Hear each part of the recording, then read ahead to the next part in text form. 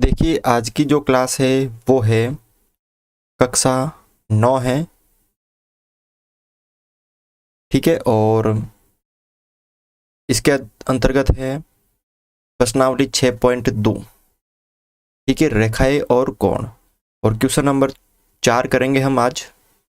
ठीक है, तो देखो क्या दे रखा है क्वेश्चन 4 की आकृति जो दे रखी है आपको, यदि पी क्यू समांतर है एस टी के, यानी ये जो पी क्यू आपको दे रखी है ये वाली, ये जो पी क्यू समांतर है किसके, एस टी के, यानी ये और ये दोनों क्या है, समांतर है। और पी क्यू आर, ये जो आपको दे रखा है पी क्यू आर ये वाला, ये दे रखा आपको 110 डिग्री। और आर एस टी, ये आर एस टी ये वाला आपको दे रखा 130 डिग्री। तो क्यू आर एस निकालो, यानी क्यू आर एस, यानी ये आपको निकालना है। देखो ध्यान से देखना है, अगर मैं इस रेखा को आगे की ओर बढ़ा दूं, इसे,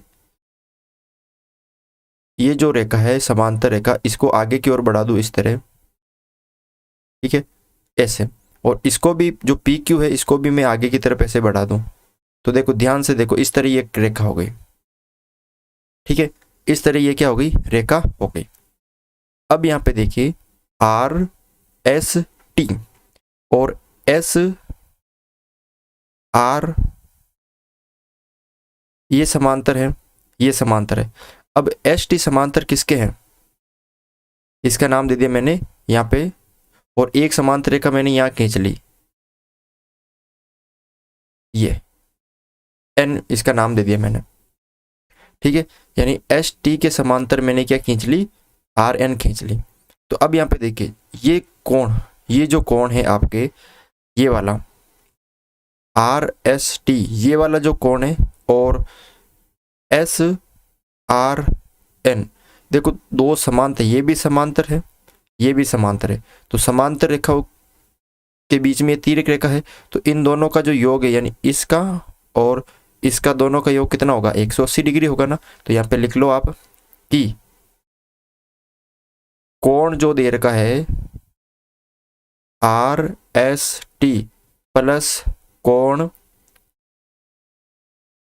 एस आर एन, इन दोनों का जो योग है कोण एस आर एन, इन दोनों का जो योग है 180 हो जाएगा। तो कोण एस आर एन कितना हो जाएगा कि 180 में से, और आर एस टी प्लस ये कितना दे रखा आपको, ये जो आर एस टी ये दे रखा आपको 130। ठीक है, तो कोण एस आर एन ये कितना हो जाएगा आपके यहाँ पे, 180 में से आप 130 माइनस कर दो, तो कोण एस आर एन ये हो जाएगा आपके यहाँ पे 50 डिग्री। कोण कितना हो जाएगा, ये 50 डिग्री यहाँ पे ये हो जाएगा, यानी एस आर एन कितना हो गया यहाँ पे, 50 डिग्री हो गया। ठीक है, अब यहाँ पे देखो, यानी ये वाला जो कोण है, ये वाला, ये कितना आ गया यहाँ पे, 50 डिग्री आ गया। अब चित्र में आपको क्या दे रखा है कि पी क्यू समांतर है किसके, एस टी के, और आर एन समांतर है एस टी के। तो जो पी क्यू है वो आर एन के समांतर भी तो होगी ना। क्या क्या दे रखा है कि जो पी क्यू समांतर है किसके, एस टी के। ठीक है, और ये जो आर एन है हमने किसके समांतर खींची थी, एस टी के खींची थी ना, यानी आर एन किसके समांतर है, एस टी के। कि एस टी के समांतर पी क्यू है और एस टी के समांतर आर एन है, तो पी क्यू के समांतर आर एन भी तो होगी ना, पी क्यू के समांतर आर एन भी तो होगी ना। मतलब पी क्यू के समांतर जो रेखा है वो एस टी है, और एस टी के समांतर रेखा हमने आर एन खींच ली। तो पी क्यू के समांतर एस टी है और आर एन के समांतर एस टी है, तो ये दोनों भी तो समांतर होगी ना, पी क्यू और आर एन। ठीक है, तो अब यहाँ पे देखो पी क्यू समांतर है किसके, आर एन के, और क्यू आर, ये जो रेखा देखो ये वाली क्यू आर, ये तिर्यक रेखा है। ये कौन सी है, तिर्यक रेखा है। कौन सी रेखा है, ये तिर्यक रेखा है। तो ये वाला कोण ये 110 है, और ये पूरा ये एक समांतर हो गई, ये समांतर हो गई आर एन, और पी क्यू समांतर हो गई, और ये तिर्यक रेखा है। तो ये वाला कोण और ये पूरा कोण ये कितने का हो जाएगा, बराबर होगा ना। ये 110 है तो ये भी 110 होगा। ध्यान से देखो कि ये जो कोण है ये वाला, ये 110 का है, तो ये पूरा यानी ये वाला और ये दो कोण, इन दोनों का योग भी कितना होगा, 110 ही तो होगा ना। तो यहाँ पे देखो क्या करना है कि कोण पी क्यू आर कितना दे रखा है आपको, 110 डिग्री दे रखा है, ठीक है। तो कोण पी क्यू आर और कोण क्यू आर एन, एक तो कोण पी क्यू आर और एक कोण क्यू आर एन, ये दोनों बराबर होंगे, यानी ये वाला कोण और ये वाला कोण, ये दोनों कोण बराबर होंगे। क्यों? क्योंकि ये एकांतर कोण है। कौन से कोण है? एकांतर कोण है, ठीक है। अब ये आपको समझ में आ गया कि ये एकांतर कोण है। अब पी क्यू आर 110 डिग्री है, तो ये दोनों कोण भी तो 110 हो गए ना, यानी क्यू आर एन भी तो कितना होगा, 110 डिग्री होगा ना। तो कोण क्यू आर एन ये भी कितना होगा, 110 डिग्री ही होगा, ठीक है। अब देखो ध्यान से देखो, आपको कौन सा निकालना था, क्यू आर एस, ये वाला निकालना था। तो हमने क्या क्या निकाल दिया, ये पूरा निकाल दिया। क्या निकाल दिया? ये हमने पूरा निकाल दिया, क्योंकि ये पूरा 110 है। तो यहाँ पे ध्यान से देखो, हमें तो सिर्फ ये निकालना था ना, ये वाला, और हमने ये पूरा निकाल दिया कि 110 है। तो आपको कौन कौन से कोण निकालना था, देखो एक तो क्यू आर एस, कोण क्यू आर एस प्लस ये 50 डिग्री, इन दोनों को मिला के कितना हो रहा है, 110 डिग्री तो हो रहा ना। मतलब आपको निकालना था क्यू आर एस ये वाला, और ये 50 दे रखा है, इन दोनों का योग किसके बराबर है, 110 डिग्री के बराबर है। तो कोण क्यू आर एस कितना हो जाएगा, 110 में से ये 50 गए, तो कोण क्यू आर एस बराबर हो जाएगा यहाँ पे 60 डिग्री। कितना हो जाएगा, 60 डिग्री, जो कि आपको यही निकालना था, ठीक है। तो इस तरह से आपको ये क्वेश्चन सरल करना है।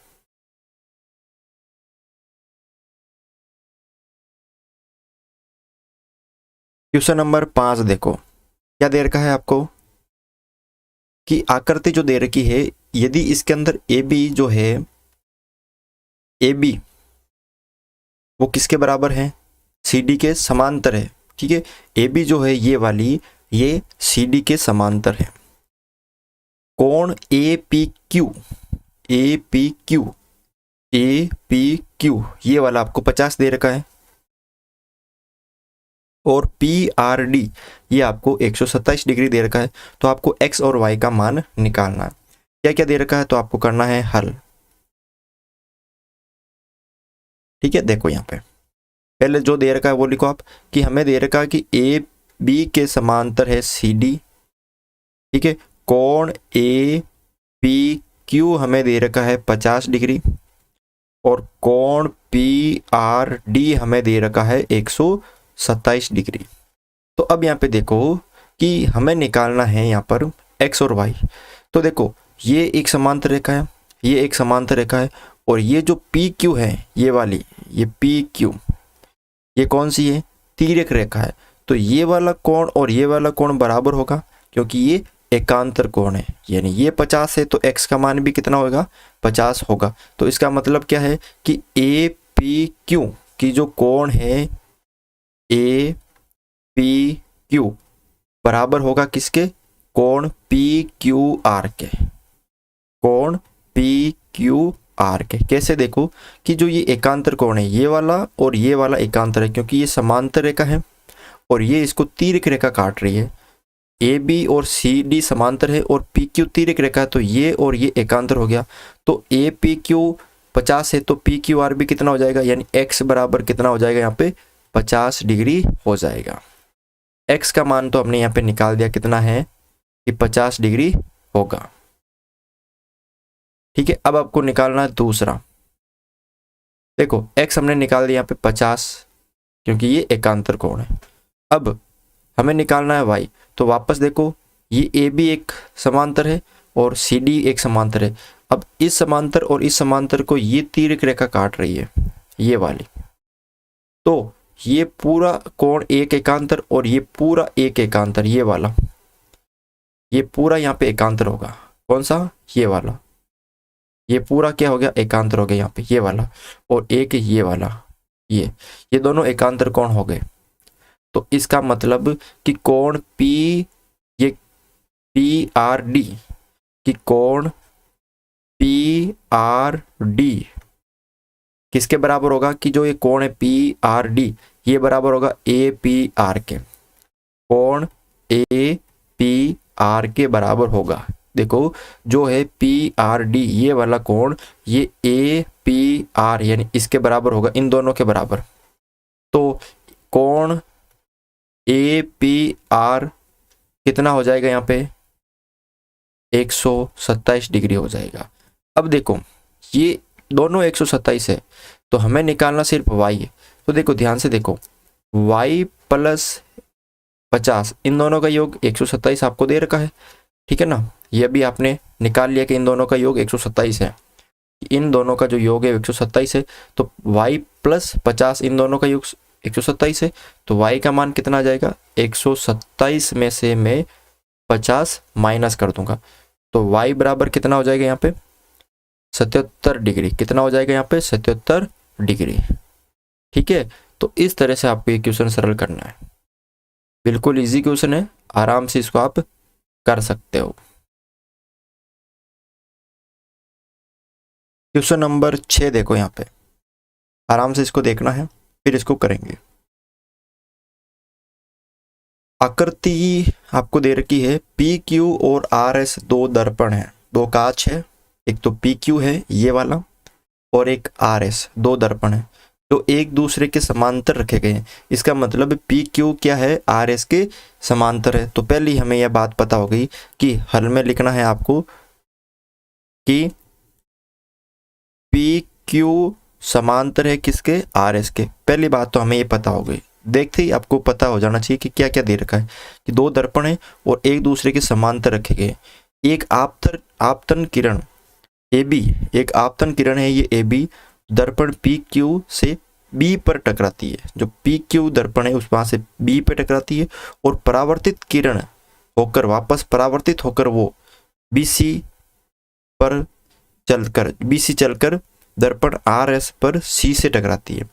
एक कोई किरण है ए बी वो पी क्यू से टकराती है और बी बिंदु पे टकराती है और वापस परावर्तित होकर वो कहाँ से टकराती है सी बिंदु जो कि आर एस पे स्थित है और वापस क्या होती है उसके सी डी के अनुदिश क्या होती है परावर्तित हो जाती है। तो सिद्ध करना है कि ये जो ए बी है ये वाली और सी डी ये दोनों समांतर है।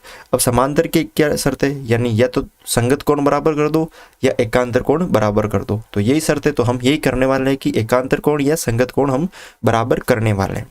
देखो क्या क्या दे रखा है इसमें चित्र में, हम क्या करेंगे सबसे पहले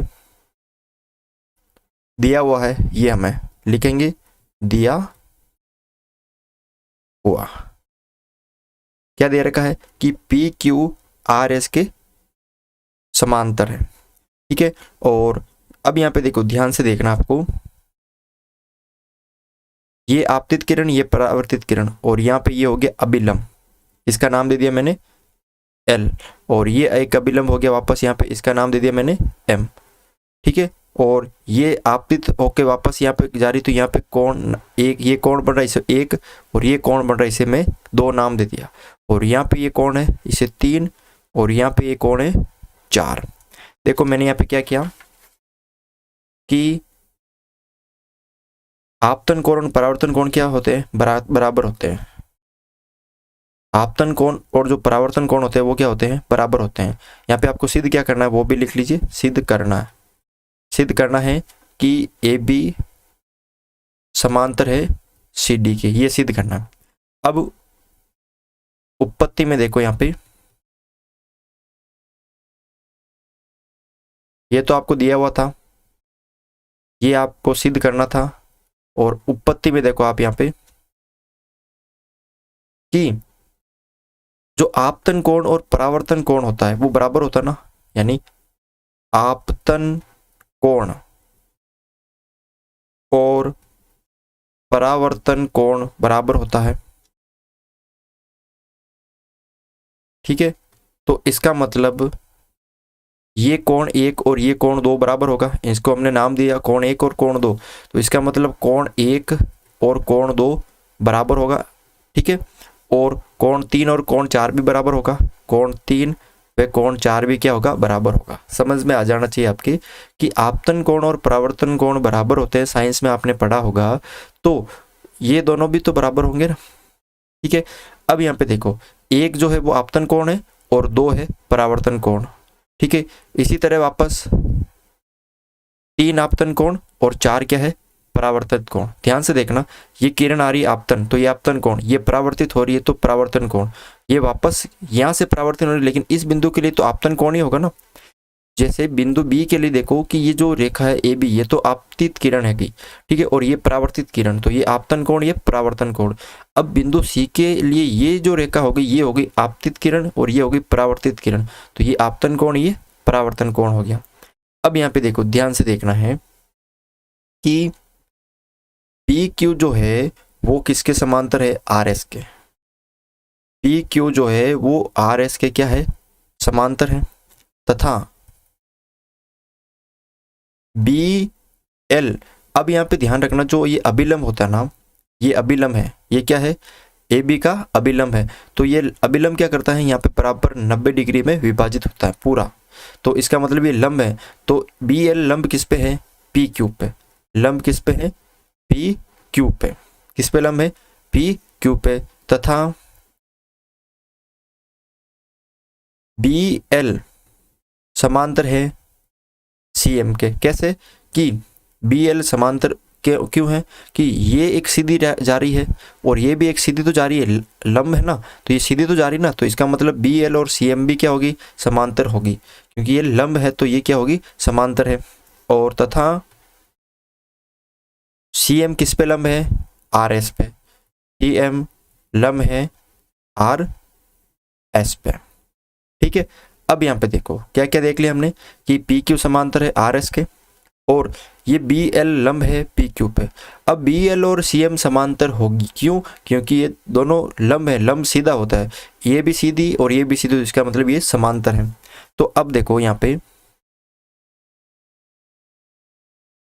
अब ये समांतर रेखा, इसको मैं थोड़ा सा अगर आगे बढ़ा देता हूँ, ये देखो ये समांतर रेखा हो गई और ये भी क्या हो गई, समांतर रेखा हो गई। तो देखो ध्यान से देखो, इस समांतर रेखा को और इस समांतर रेखा को ये तिर्यक रेखा काट रही है ना, ये रेखा काट रही है, तो यहाँ पे मैं क्या लिख सकता हूं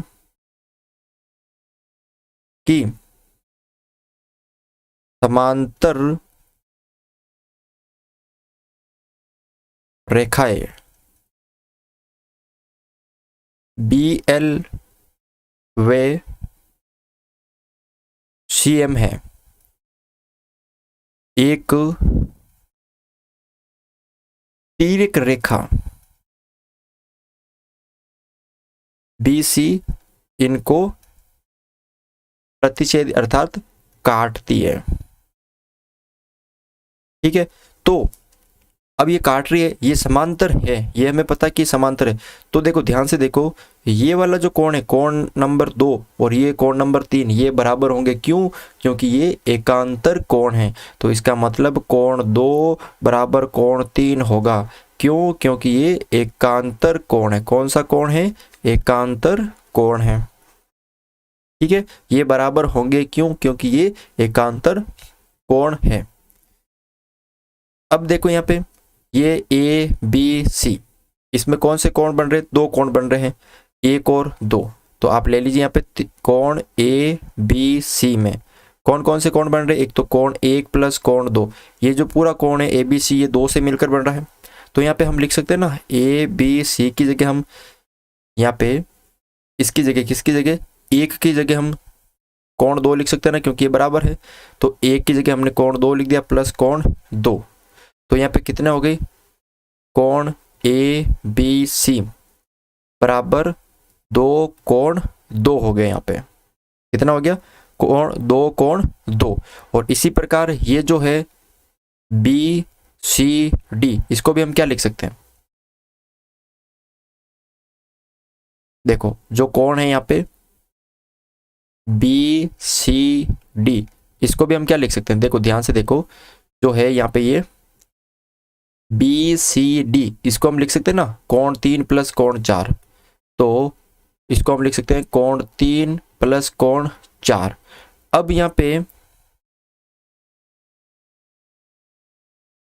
कोण 3 और कोण 4 बराबर है, तो हमें तो सिर्फ ये बताना ये दोनों समांतर है, तो ये वाली देखो, तो कोण 4 को मैं क्या लिख सकता हूँ, कोण 3 तो लिख सकता हूँ ना मैं, कोण 4 को मैं क्या लिख सकता हूँ, कोण 3 लिख सकता हूँ। तो कोण BCD बराबर कोण 3 प्लस कोण 4 की जगह भी कोण 3 रख सकता हूँ क्योंकि ये बराबर है। तो कोण BCD बराबर ये हो गए यहाँ पे आपके 2 कोण 3। कितना हो गए, 2 कोण 3। अब यहाँ पे देखो, ध्यान से देखना आपको कि ये हो गया BCD और ये हो गया ABC। अब ABC कौन सा है, ABC। और यहां पे देखो आप ये वाला कि कोण 2 और कोण 3 बराबर है। कोण 2 और कोण 3 क्या है, यहाँ पे बराबर है। तो आप यहाँ पे लिखो कि कोण 2 और कोण 3 क्या है, यहाँ पे बराबर है। कोण 2 और कोण 3 क्या है, यहाँ पे बराबर है। तो कोण 2 की जगह मैं क्या लिख सकता हूँ, यहाँ पे कोण 2 की जगह ये लिख सकता हूँ ना मैं, ये वाला ABC 2 कोण 2 और देखो 2 कोण 2 बराबर इस 3 की जगह क्या लिख सकता हूँ मैं, 2 कोण 3। ठीक है, मैंने यहाँ पे क्या किया, दोनों जगह गुणा कर दिया। किससे, 2 से गुणा कर दिया। दोनों तरफ 2 से गुणा कर दिया मैंने, गुणा करने पर तो 2 से इसको गुणा कर दिया तो ये आ गया और ये आ गया। अब 2 कोण 2 क्या लिख सकता हूँ इसकी जगह में, कोण ABC। और 2 कोण 3 की जगह क्या लिख सकता हूँ मैं, ये वाला कोण BCD, ये लिख सकता हूँ। अब यहाँ पे देखो, ये एकांतर कोण है, ये दोनों बराबर है, कोण ABC और कोण BCD। कोण ABC ये वाला, देखो ध्यान से देखना, ABC और BCD ये वाला और ये वाला, ये दोनों एकांतर कोण है। तो इसका मतलब BC क्या है, एक तिर्यक रेखा है। तो ये एकांतर कोण है, अतः BC क्या है, एक तिर्यक रेखा है। तो इसका मतलब AB क्या हो जाएगी, यहाँ पे CD के समांतर हो जाएगी। इतना काम आपको यहाँ पे करना पड़ेगा। ठीक है, तो आज की क्लास में बस इतना ही था।